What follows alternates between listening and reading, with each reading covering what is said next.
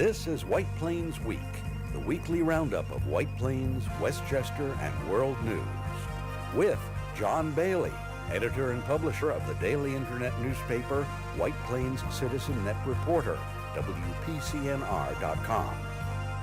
Jim Beneroff, editor and publisher of SuburbanStreet.com and WhitePlains.com. White Plains Week, what's happening, who are the newsmakers, what's in store for the future. The views and opinions expressed on this program are solely those of the participants. White Plains Week is presented on Optimum Cable Channel 76, Verizon Fios Channel 45, and on the internet at whiteplainsweek.com, youtube.com, and wpcommunitymedia.org. Now, White Plains Week. Good evening, Mr. and Mrs. White Plains, Westchester, and the world. John Bailey, the old Citizen Net reporter here with White Plains Week. Here are the headlines. The SEIU 32BJ union votes to strike 250 buildings in the Westchester, Connecticut area where contractors for cleaning services are not negotiating with the SEIU. The Teamsters say they will respect the SEIU 32BJ picket lines, cutting off deliveries and who knows what else to the buildings that the SEIU 32BJ does strike if they cannot reach an agreement. The county executive, George Latimer, taps and summons Mike Kaplowitz, the former county legislator for 22 years, to study water sewer problems in Westchester, how they can be fixed, how costs can be lowered, and how towns' services can be improved on the sewage treatment. Westchester County sales tax revenues go through the roof. They popped the cork in October, and it's really good news, and we hope it continues. White Plains sales tax revenues grew in October at 5.4%. 5.4%. That is good news. If we can keep on that track through the end of our fiscal year in June, looking good, folks. And we take a closer look at the urban renewal domain action that the Urban Renewal Board in White Plains approved last week and how it will proceed. David Kellogg of Westchester SCORE tells you how SCORE can help you start a business with their new mentoring program at White Plains Public Library.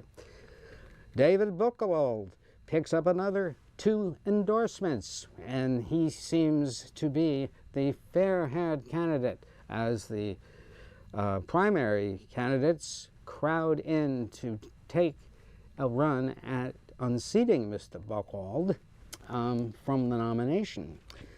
Con Edison, in the hoopla of impeachment, in the hoopla of eminent domain, in the concern about the economy, in the middle of the Christmas season, decides they will ask for a price increase. Very clever, sort of slipping under the radar there. And in addition, today, as we tape this program, they were voting, I believe, in Congress to impeach Mr. Trump, the president. We'll see and how that plays out. Meanwhile, let's go to the White Plains Week newsreel March of Time for December 13th, and you're looking at a demonstration that took place last night in front of the sort of the McCallion building and just across the street from the White Plains Public Library. And this was 32BJ, the SEIU, Service Employees International Union, that was rallying to take a strike vote, which they held on that corner, and it was virtually unanimous. I was told that 375 to 400 people from the union attended that on the corner by union officials. Now,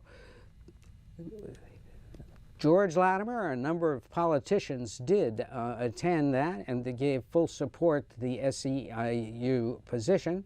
And this is what George Latimer, the county executive, said. But you want a country where we're together and the economy raises everybody. O quieren tener un país a donde todos estamos juntos y la economía crece. We want a country and we want a contract that allows you to support your family. Queremos un país y queremos un contrato que nos pueda permitir que ustedes mantengan bien a sus familias. We want you to have a contract so you can walk in that mall on holiday. Queremos que ustedes tengan un contrato que les permita caminar a ese mall en los días feriados. And like every other American, Y como buy the cualquier things otro that you should have americano, for Christmas and for the year. puedan comprar regalos para sus familias y para sus hijos en estas Navidades y para el resto del año. The policemen who protect us La deserve a good policía contract. que nos protege merece un contrato justo. The people who work in that office building, CSCA, Teamsters, they deserve a good contract. Los trabajadores que trabajan en ese edificio, CACA, los Teamsters, todos ellos merecen un contrato justo. And we are managers and we will try to make sure those contracts are good. Y vamos a estar asegurando que esos contratos sean justos. In the same way, we call on management in this negotiations to get you a good contract that you can live with.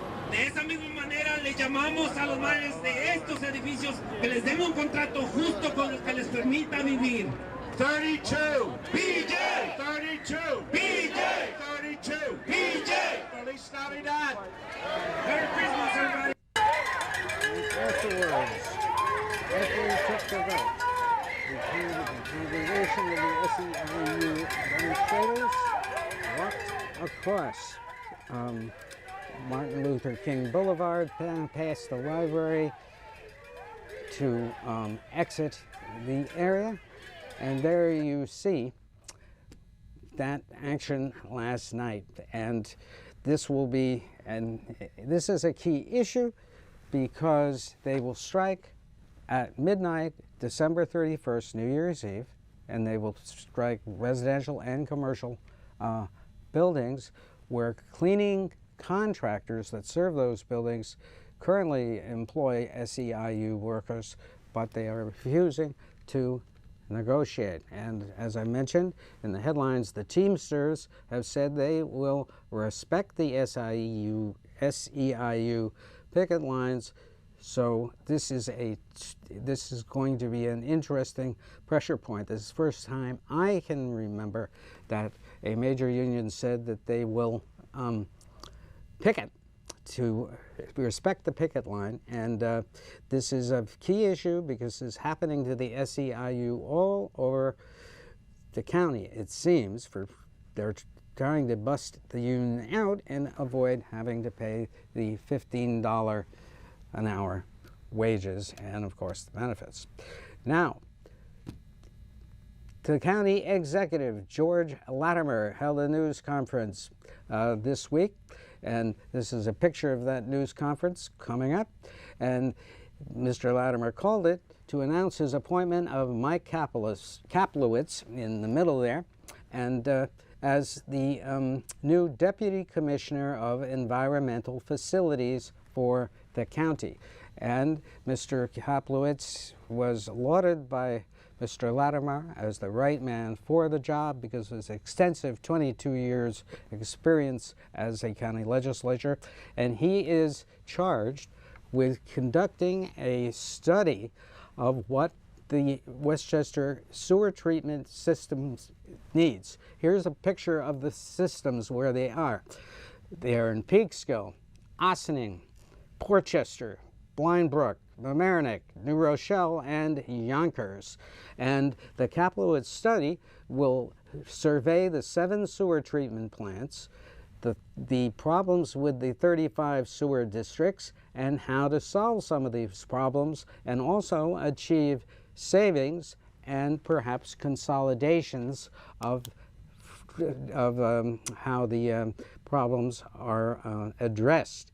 Now, what this means is we're looking, I believe, at a very long-term capital commitment from the county to fix these problems. They were sued back in 2015 from the Save the Sounds organization for sewage runoff into Long Island Sound when we had strong and lingering rains which overflowed the sewer system and leaked into the Sound. The systems just couldn't handle it.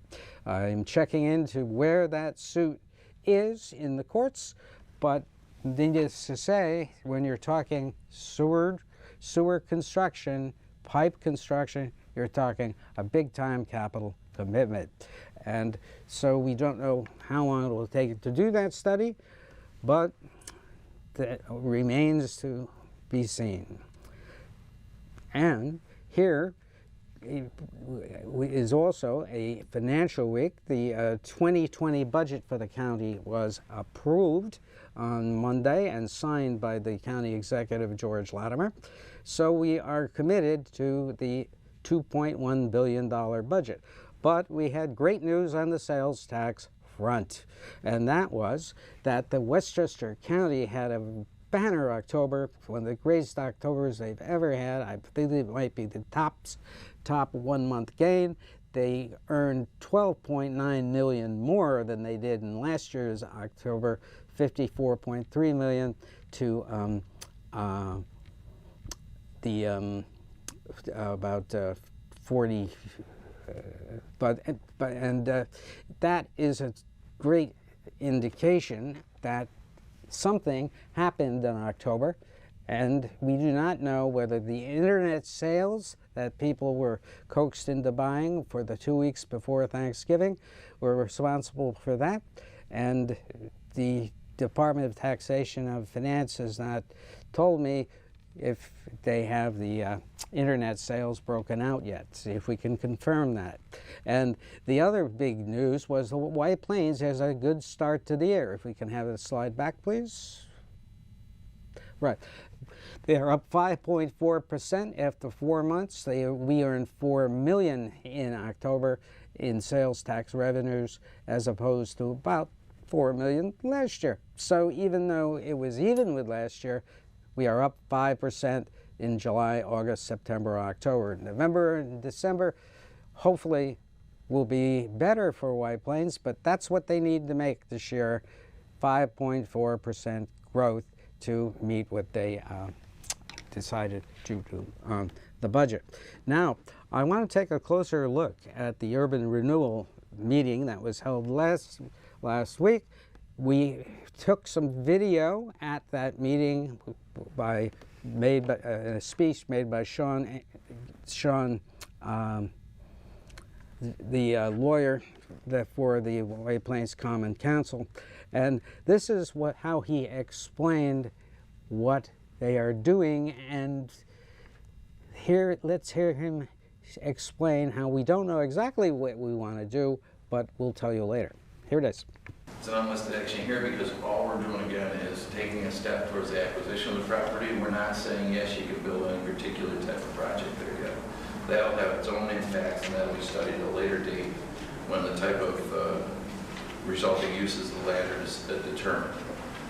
I want to also point out that there were several comments in the public hearing that what's your public purpose? Your public purpose is to acquire this area, the blighted area, and then find an appropriate reuse. There are some, we're reserving your rights as a board to make decisions later on that use, but there are a lot of proposals about parking and other things that need to come together. And when they come together, we'll have better information for you to consider that and think about those impacts. You can't think about left turn lanes and everything else until somebody comes with a specific project. So today, you're only thinking about acquisition, and that's how you're able to say that you're taking a hard look at these issues. If you look at them at page 3 in that resolution and 4, it starts to break down by subparagraph the same way the environmental assessment form is broken down. The impacts on land, the impacts on groundwater, the impacts on health. There was some EDC records concerning environmental contamination and remediation actions on some of these sites. Again, we're going to talk further about that in the coming meetings when you come back and actually decide to take or take title. But we're not concerned about that at this point. That's a good thing that those are being remediated. Because there are no physical changes to the proposed project at this time, it's consistent, the action you're taking is simply a step towards taking title of parcels. You're making a determination there's no significant adverse impact in these different categories. So with that summary and the prior review by the board of Part 1, Part 2, and Part 3 that's in your materials. So there you have it. But they don't know exactly what is going to go there. They haven't told yet, and they have to think about what they're going to do, but there can be no adverse impact. That's a great conclusion based on something they don't know about, what the city envisions for that property, or may envision. I mean, that's really an intriguing decision, isn't it? But be that as it may, this will play out, I think, again in about 3 months, and we might know more. Like, I kind of think they might know what's going there, or have a good idea, don't you? At any rate, we do have a very intriguing item. Con Edison went to the Public Service Commission for price increases. I mean, they want to raise electric prices 4.2%, 4.7%, and 4% over the next 3 years. They want to increase gas prices 7.5%, 8.8%, and 7.2%. And this is just amazing. That is well above inflation rates. And to my way of thinking, when you ask for increases like that, I mean, it's just going to be really hard on the consumer. Andrea Stewart-Cousins, the state senator, put out a news release which detailed the impact, and you can do a search for it and find it. And it is to Ms. Stewart-Cousins' credit, she did the math.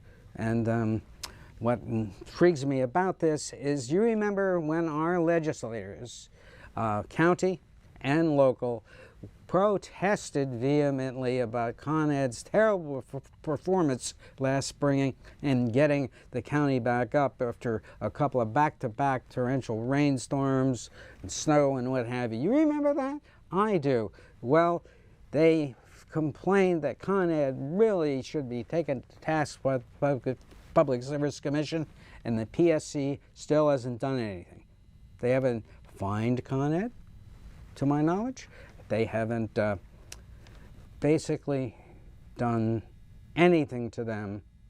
And if they grant these price increases, which probably they will, or maybe they'll cut them back a little, this is by no means a public, quote, service, unquote, commission. They work for Con Ed and the stockholders. And because they haven't criticized Con Ed, and Con Ed was severely criticized by all leaders in the county, basically. And where are they now? Where are they now? They should come out and protest this, because this is just a very bad move by Con Ed to do this to the consumers, because everything is going up.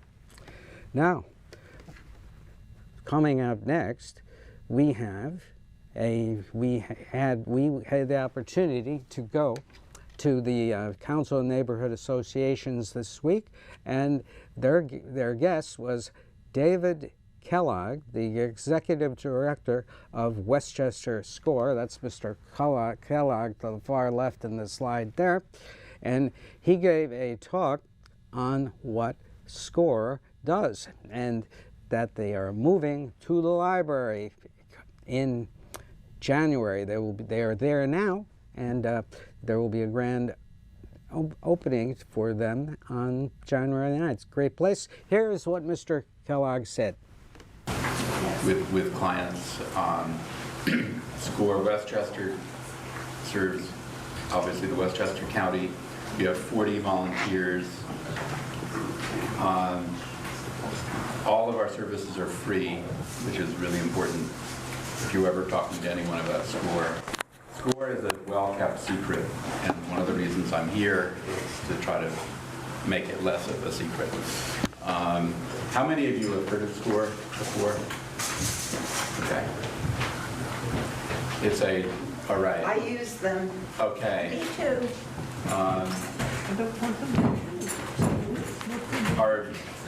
Most of our volunteers are retired, but increasingly people who are still working are getting involved. And it's especially important with a lot of the changes in business. For example, social media.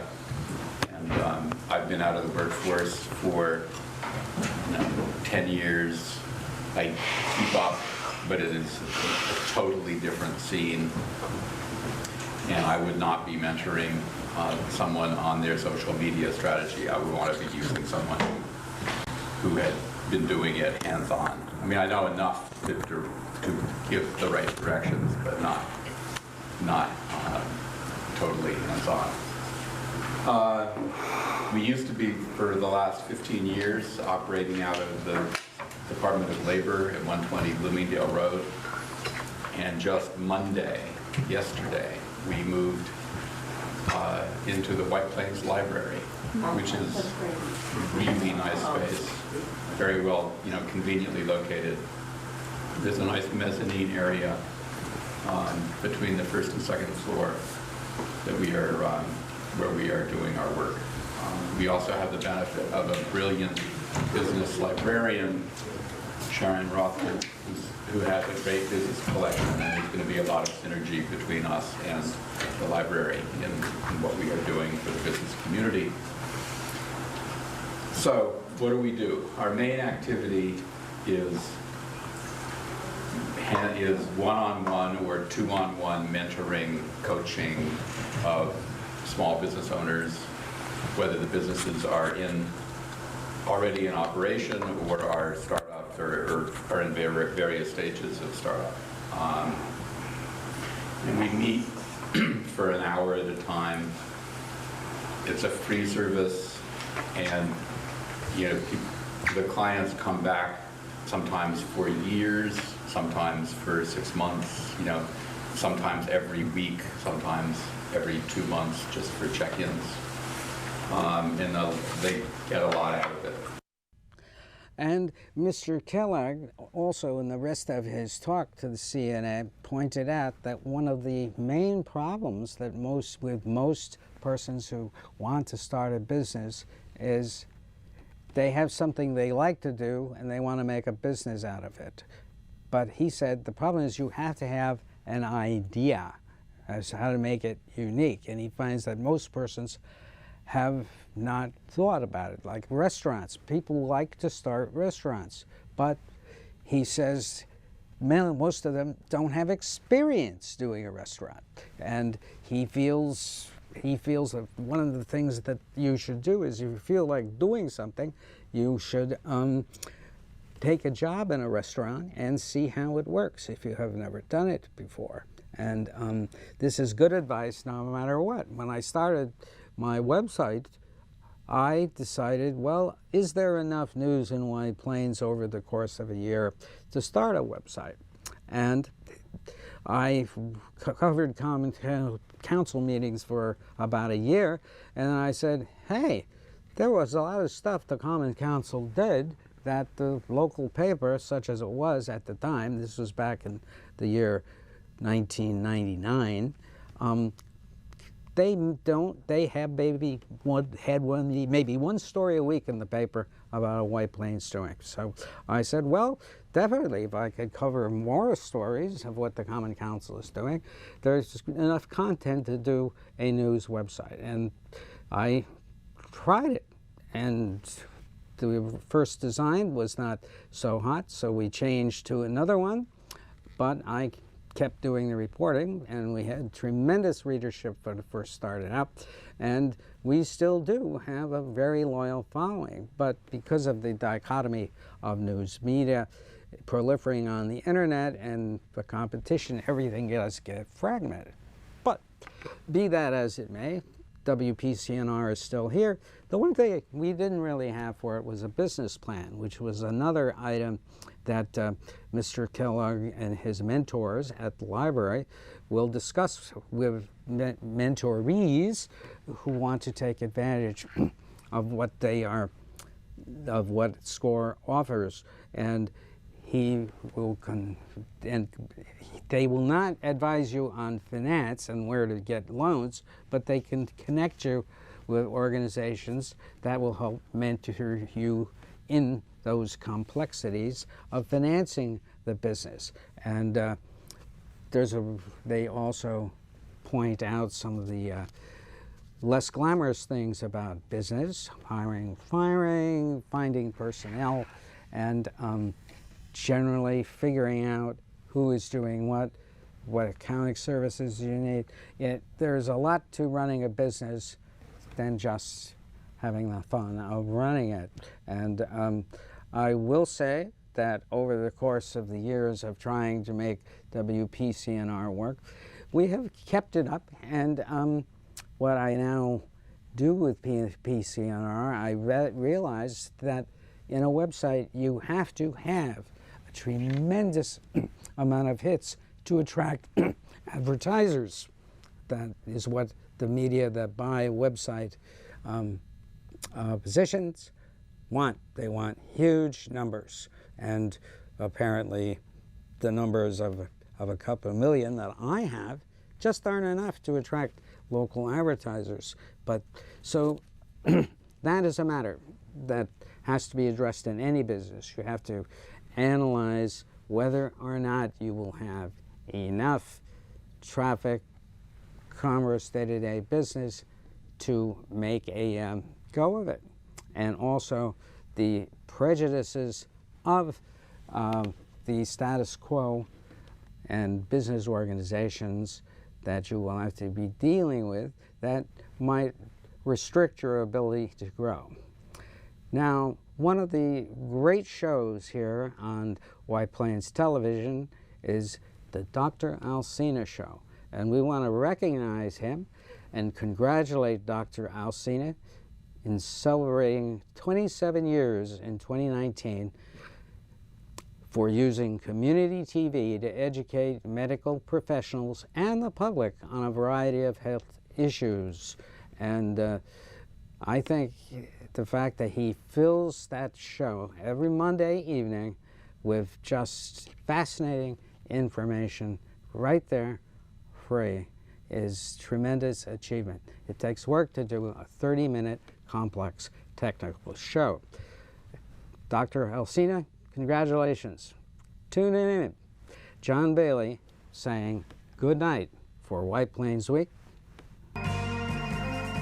This has been White Plains Week, news and commentary about White Plains, Westchester, and the world. The views and opinions expressed on this program were solely those of the participants. White Plains Week, produced by White Plains Citizen Net Reporter, and presented on Optimum Cable Channel 76 and Verizon Fios Channel 45.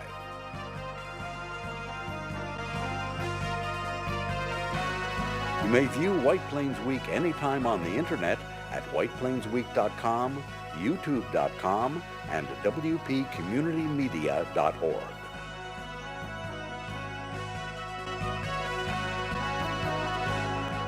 For White Plains Week, this is Peter Katz speaking.